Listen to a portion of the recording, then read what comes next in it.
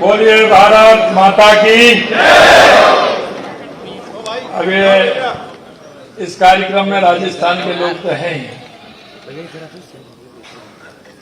लेकिन इसमें दूसरे प्रदेशों के भी हैं, तो ये आवाज राजस्थान के हर कोने में भी पहुंचनी चाहिए और दूसरे प्रदेशों में पहुंचनी चाहिए। इसलिए जोर से बोलेंगे, बोलिए भारत माता की, भारत माता की, भारत माता की। संत जीवाराम जी महाराज की, संत जीवाराम जी महाराज की, संत आत्माराम जी लक्ष्य जी की, संत आत्माराम जी लक्ष्य जी की, संत आत्माराम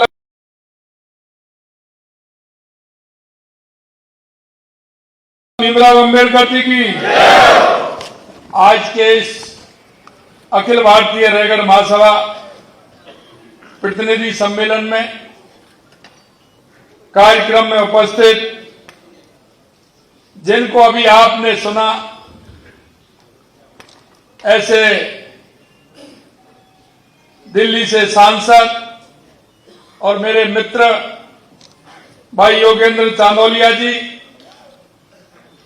विधायक हमारे राम साहब वर्मा जी, अखिल भारतीय रैगढ़ महासभा के राष्ट्रीय अध्यक्ष, एक बार नहीं 2 बार, क्योंकि उनकी सरलता, उनकी सौम्यता और समाज के प्रति, राष्ट्र के प्रति उनकी जो भावना है, ये उसी का परिणाम है। ऐसे हमारे श्री BL नवल साहब, राष्ट्रीय उपाध्यक्ष सीताराम जी मौर्य साहब, संयोजक हमारे युवा राम अवतार कुलदीप जी, सह संयोजक SN धौलपुरिया जी, भाजपा की प्रदेश मंत्री मेरी छोटी बहन स्टेफी चौहान, अखिल भारतीय रैगढ़ महासभा के पूर्व अध्यक्ष डॉक्टर SK मोहनपुरिया जी, विवेक खोलिया जी, पूर्व उपाध्यक्ष SC आयोग के, और मेरे सामने राजस्थान के कोने कोने से आए मेरे सभी भाई और बहनों, सबसे पहले तो मैं आप सभी का वंदन करता हूं, अभिनंदन करता हूं, आप सभी को मैं प्रणाम करता हूं, क्योंकि आप पूरे राजस्थान से चल करके राजस्थान की राजधानी जयपुर में आए हैं और मैं यहां रहता हूं, इसलिए मेरा दायित्व बनता है कि मैं आप सभी का स्वागत और अभिनंदन करूं। आप सभी का बहुत बहुत स्वागत, बहुत बहुत अभिनंदन। अखिल भारतीय प्रतिनिधि सम्मेलन में आमंत्रित करने के लिए भी मैं अखिल भारतीय रैगढ़ महासभा का आभार व्यक्त करता हूं। इस अवसर पर सम्मानित किए जा रहे विभिन्न क्षेत्रों के सफल व्यक्तित्व एवं राष्ट्रीय स्तर पर खेल उपलब्धियों प्राप्त करने वाले खिलाड़ियों को भी मैं बहुत बहुत बधाई देना चाहता हूं। आप ये हैं जो समाज और देश के तस्वीर बदल रहे हैं, और ये मैं ऐसे नहीं कह रहा, क्योंकि ये जो संगठन है ये आजादी से पहले बना हुआ है। 2044 का संगठन है,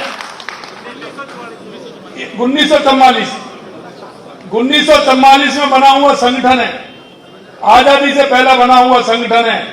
मेरे भाइयों बहनों, मैं आपसे एक ही बात कहना चाहता हूं कि समाज का राष्ट्र के प्रति, आजादी की लड़ाई के प्रति हमारे लोगों का इतना बड़ा सहयोग रहा। आप लोगों ने, हमारे उन पूर्वजों ने आजादी की लड़ाई में बढ़ चढ़ के हिस्सा लेने वाले थे। मैं ऐसे उन सभी को भी प्रणाम करता हूं। यह समाज हमेशा समाज हित की, राष्ट्र हित की बात करता है। हमेशा आप लोगों ने समाज की और राष्ट्र की परवाह करते हुए आगे बढ़े हैं, और इसलिए मैं आप सभी को बधाई भी देता हूं, क्योंकि आप देख रहे हैं देश के यशस्वी प्रधानमंत्री नरेंद्र मोदी जी के नेतृत्व में देश का हर वर्ग, हर जाति, हर समाज उन्नति कर रहा है। यह मैं आपसे सीधे कहना चाहता हूं। अगर 2014 के बाद देश के अंदर जो परिवर्तन आप देख रहे हैं, वो आप अपने आप में स्वयं महसूस कर रहे हो। 2014 के बाद का परिवर्तन, क्या हमारी गरीब कल्याण की योजनाएं हैं, क्या हमारे प्रदेश का देश का विकास हो, चाहे हमारा बढ़ता हुआ दुनिया में भारत का सम्मान हो, ये 2014 के बाद आप देख रहे हैं। और यही नहीं, देश के अंदर आतंकवादी आते थे,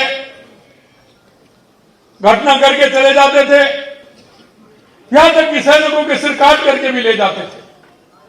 लेकिन मैं आपको इतना बताना चाहता हूं कि 3 घटना हुई है, आप उनको देख सकते हैं, चाहे पुरी हो, पुलवामा हो, या 22 अप्रैल को पहलगाम की घटना हो। मेरे भाई और बहनों, हमारे देश की सेना ने अंदर घुस के मारने का काम किया, अंदर घुस के मारने का काम किया। और आपने देखा होगा 22 तारीख पहलगाम की घटना हुई, हमारे देश के यशस्वी प्रधानमंत्री नरेंद्र मोदी जी ने कहा कि निश्चित रूप से इसका बदला लेंगे और ऑपरेशन सिंदूर, क्योंकि जिन माता बहनों की मांग उजाड़ने का काम किया था, उनको सबक सिखाने का काम भी किया, और उसका नाम भी, क्योंकि ये सिंदूर हमारी माता बहनों, हमारी संस्कृति, हमारे विचार का प्रतीक है, ये हमारी माता बहनों का सम्मान है, और उस सम्मान के लिए ऑपरेशन सिंदूर नाम रखा। और 6 और 7 तारीख की रात को उन ठिकाने, जो आतंकवादी ठिकाने थे, सीधा उन पर हमारे देश की सेना ने और देश के वैज्ञानिकों ने उस पर पूरी तरह से आतंकवादी अड्डों को समाप्त कर दिया, और उन आतताइयों को और आतंकियों को सबक सिखाने का काम हमारे देश की सेना ने किया। मैं ये सारी बातें आपको इसलिए कहना चाहता हूं कि देश के अंदर जो परिवर्तन आप देख रहे हैं, और यह भी आपने देख लिया, यह पाकिस्तान ने नहीं, पूरे विश्व ने देखा है कि भारत महाशक्ति बनने वाला है, भारत महाशक्ति है, इसके आगे किसी की पार पड़ने वाली नहीं है।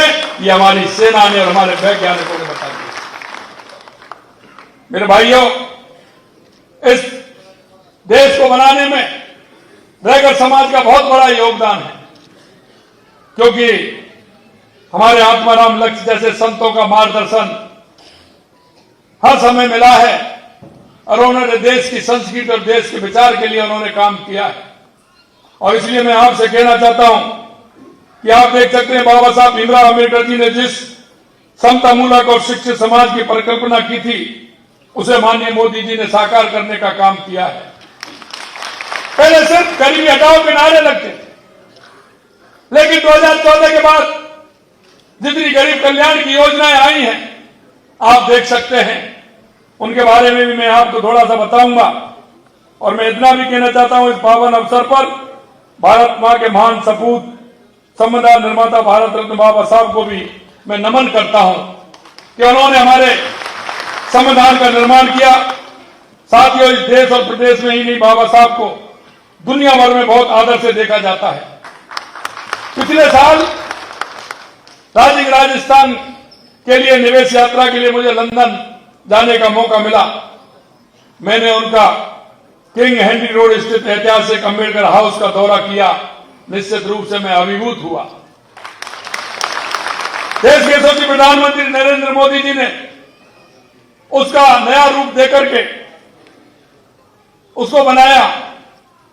बाबा साहब की स्मृति में यह स्थान बाबा साहब डॉक्टर भीमराव अम्बेडकर से जुड़ी अमूल्य स्मृतियां, उनके जीवन के महत्वपूर्ण प्रसंगों और उनके द्वारा किए गए अद्भुत कार्यों का साक्षी है।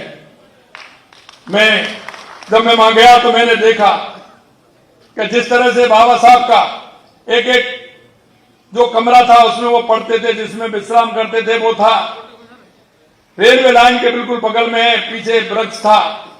वहां जब जो लोग थे उनसे जब मैंने पूछा तो उन्होंने बताया कि बाबा साहब यहां जब ट्रेन आती थी, इस वृक्ष के नीचे एक टेबल लगी हुई थी, उस टेबल पर बैठते थे, और जब वो ट्रेन से जाते थे और ट्रेन से आते थे, वो बाहर इसलिए बैठते थे, जैसे ही ट्रेन आती थी पैदल चल करके स्टेशन पास में था वो जाते थे। अगर उस स्थान को देखेंगे उसमें से अलग ही खुशबू आती है, एक संदेश देने वाला स्थान। इसलिए मैं कहना चाहता हूं, दुनिया आज भी उनके अर्थशास्त्र, सामाजिक दर्शन और कानून का ज्ञान लोहा मानती है। उन्हें इसीलिए तो सिंबल ऑफ नॉलेज कहा जाता है। उन्होंने दुनिया का सबसे बड़ा संविधान देकर भारत को सबसे बड़ा लोकतंत्र बनाया। संविधान के प्रारूप समिति के अध्यक्ष के रूप में संविधान निर्माण में अमूल्य योगदान की वजह से हम उन्हें भारतीय संविधान के निर्माता के रूप में भी याद करते हैं। उन्होंने महिला सशक्तिकरण, श्रम सुधार जैसे हर क्षेत्र में उन्होंने महत्वपूर्ण योगदान दिया। लेकिन आजादी के बाद एक लंबे अरसे तक उन्हें सम्मान नहीं मिल पाया जो उन्हें मिलना चाहिए था।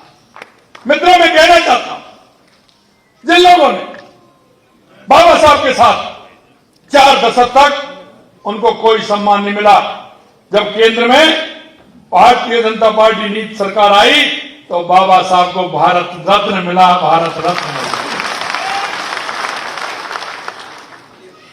क्योंकि वो लोग तो बाबा साहब की उस विरासत को मिटाना चाहते थे। चुनाव भी नहीं लड़ने दिया, टिकट भी नहीं दिया। अगर निर्दलीय चुनाव लड़ा तो उनको हराने का काम जिन लोगों ने किया वो आपको पता है। ये दुखद है कि जब डॉक्टर बाबा साहब अम्बेडकर जीवित थे तब तक उन्हें कोई सम्मान नहीं दिया गया। अफसोस की बात है कि जैसा मैं बता रहा 4 दशक बाद भी नहीं दिया। हमारे आने वाले पीढ़ी इस महापुरुष के कार्यों में जाने और उनके विचारों को समझे, इसके लिए हमारे यशस्वी प्रधानमंत्री नरेंद्र मोदी की पहल पर ही बाबा साहब अम्बेडकर के जीवन से जुड़े 5 महत्वपूर्ण स्थानों को पंच तीर्थ के रूप में विकसित करने का काम किया है। इन पंच तीर्थों में बाबा साहब की जन्मस्थली मऊ, दीक्षा भूमि नागपुर, महापरिनिर्वाण भूमि दिल्ली, चैत्य भूमि मुंबई और शिक्षा भूमि लंदन को इसमें शामिल किया गया है। और आपको मैं एक बात और कहना चाहता हूं, जिस दिन बाबा साहब ने संविधान का प्रारूप बना करके दिया था और उनको बना था प्रधानमंत्री नरेंद्र मोदी जी ने 26 नवंबर को बाबा साहब को सम्मान देते हुए संविधान दिवस के रूप में मनाने की शुरुआत की और बाबा साहब को देशवासियों के तरह से सच्चा सम्मान दिया गया। पहली बार आदरणीय नरेंद्र मोदी जी ने बाबा साहब के योगदान, उनके विचारों को सही स्वरूप में दुनिया के सामने रखने का काम किया। और आज भी आप देखते हैं, सबसे पहले जो मैं कहना चाहता हूं कि बाबा साहब की पवित्र भावनाओं के अनुरूप ये आगे बढ़ रहा है। 2014 में सत्ता संभालते ही बाबा साहब की विरासत और आजाद भारत को लेकर देखे गए उनके सपनों को साकार करने में कोई कसर नहीं छोड़ी। गरीब, वंचित, महिला उत्थान के लिए लगातार वो काम कर रहे हैं। बाबा साहब ने लिखा है कि इन चारों का उत्थान होगा तो हमारे देश का उत्थान होगा, हमारे प्रदेश का उत्थान होगा। उसमें उन्होंने कहा है कि हमारी महिला का उत्थान होगा तो हमारे देश का, प्रदेश का उत्थान होगा। हमारे युवा का उत्थान होगा तो हमारे देश और प्रदेश का उत्थान होगा। हमारे किसान का उत्थान होगा तो हमारे देश और प्रदेश का उत्थान होगा। अगर हमारे गरीब का उत्थान होगा तो हमारे देश और प्रदेश का उत्थान होगा। इसलिए मैं कहना चाहता हूं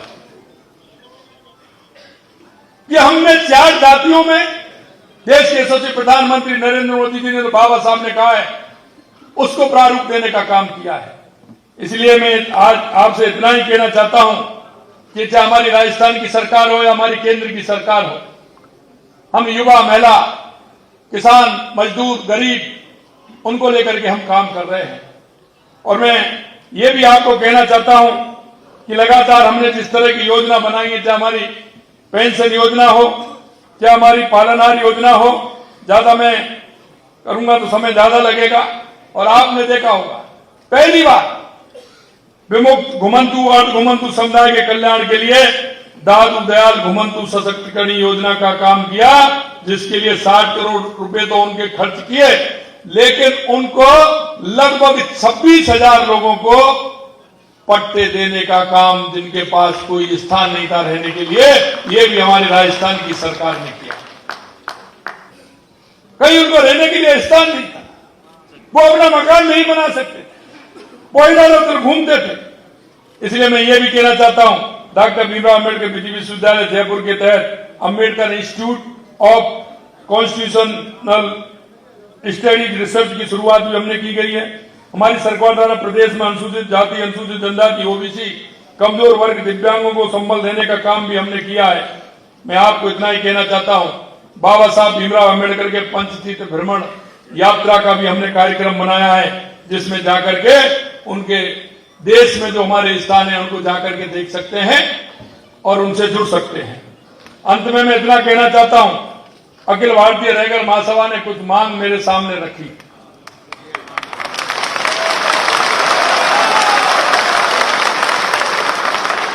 मेरे से कह रहे थे बीएल नवल साहब कि संत आत्माराम लक्ष्य जी के लिए आप जमीन दे दीजिए।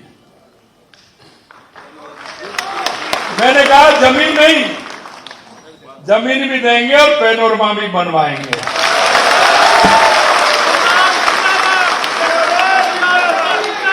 क्योंकि हमारे ऐसे संत जिन्होंने इस देश की संस्कृति, देश की विरासत, हमारी सनातन विचार को लेकर के उन्होंने काम किया है। मैं ऐसे संत आत्माराम जी लक्ष्य जी को प्रणाम करता हूं, नमन करता हूं। उनका संदेश सभी जगह जाए, इसके लिए पैनोरमा बनवाया जाएगा। कुछ जगह उन्होंने स्थान और बताए मेरे को कि वहां भी आपको कुछ जमीन देनी है, जिससे कि आने वाली हमारे युवा पीढ़ी का उसका लाभ मिल सके। उनके लिए कुछ ऐसी संस्था, हॉस्टल बना सकें जिससे कि वो अपना छात्रावास बनवा सकें, जिससे वो अपना ठीक प्रकार से शिक्षा ग्रहण करते हुए आने वाली पीढ़ी को भी दिशा दें। और वो एक जो लक्ष्य मन में सोचा है उन्होंने आगे बढ़ने का, उन्होंने जो लक्ष्य देश और राष्ट्र की सेवा को समर्पित होने का काम वो कर सकते हैं। मैं वो भी कहना चाहता हूं कि जहां आप आवश्यकता समझोगे, जहां आप बताओगे, वहां वो भी हम करेंगे। क्योंकि ये समाज हमारा ऐसा समाज है कि हमेशा राष्ट्र के हितों से जुड़ा हुआ है और राष्ट्र से जुड़ करके आप काम करते हैं। मैं अंत में इतना कहूंगा आपसे, मेरे भाई और बहनों, इस देश की राजनीति की जो दिशा थी आजादी के बाद, वो दिशा भटकी थी। मैं आपको इतना ही कहना चाहता हूं, देश के यशस्वी प्रधानमंत्री नरेंद्र मोदी जी ने मजबूर कर दिया है देश के उन राजनीतिक दलों को और राजनेताओं को कि देश की सेवा करिए, देश की जनता की सेवा करिए। इसके लिए उन्होंने उनको भी मजबूर करने का काम किया है। और मैं आपसे यही कहना चाहता हूं कि हम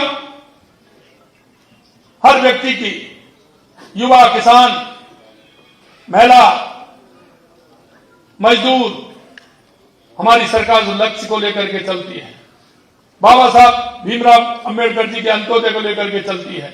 हम आपको विश्वास दिलाते हैं कि लगातार हमारी सरकार, ये डबल इंजन की सरकार, हमारी केंद्र की और राज्य की सरकार, आपके हितों को ध्यान रखते हुए समाज का अगर कोई इसी तरह का काम आएगा, निश्चित रूप से सरकार के द्वार खुले हुए हैं। आप आइए और अपने लक्ष्य के लिए आगे बढ़िए और पूरी तरह से काम करिए।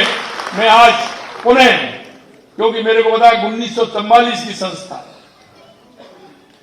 और 1944 की संस्था आज जिस रूप से काम कर रही है, मैं निश्चित रूप से अध्यक्ष जी को और उनकी टीम को बहुत बहुत बधाई देता हूं, धन्यवाद देता हूं। और आप सभी को भी धन्यवाद देता हूं कि एक साथ आप सभी के दर्शन का लाभ मुझे मिला, इसलिए आपको भी धन्यवाद देता हूं। आज क्योंकि मेरे को बीकानेर जाना है, कल पीएम साहब का कार्यक्रम है, थोड़ी में समय की जल्दी है, नहीं मैं आपके बीच में बैठता, कुछ और बातें भी सुनता, कुछ मिलता। कई लोग मेरे देख रहा हूं मैं, कुछ परिचित हैं, मित्र हैं, भाई हैं, बहन हैं। मेरे को थोड़ा सा समय का अभाव है, इसलिए मैं इतना ही कहना चाहूंगा कि हमेशा सरकार के द्वार आपके लिए खुले हुए हैं। आइए और हम सब मिलकर के हमारे राजस्थान को कैसे आगे बढ़ा सकते हैं, हमारे देश को कैसे आगे बढ़ा सकते हैं। बाबा साहब भीमराव अम्बेडकर के रास्ते पर चल करके हम दुनिया में हमारे भारत को एक मजबूत भारत और विकसित भारत, उत्कृष्ट भारत बनाने में, उत्कृष्ट राजस्थान बनाने में हम सबका योगदान हो। इसी आशा और विश्वास के साथ आप सभी को पुनः धन्यवाद। जय हिंद, जय भारत, जय राजस्थान। बहुत बहुत धन्यवाद आदरणीय मुख्यमंत्री।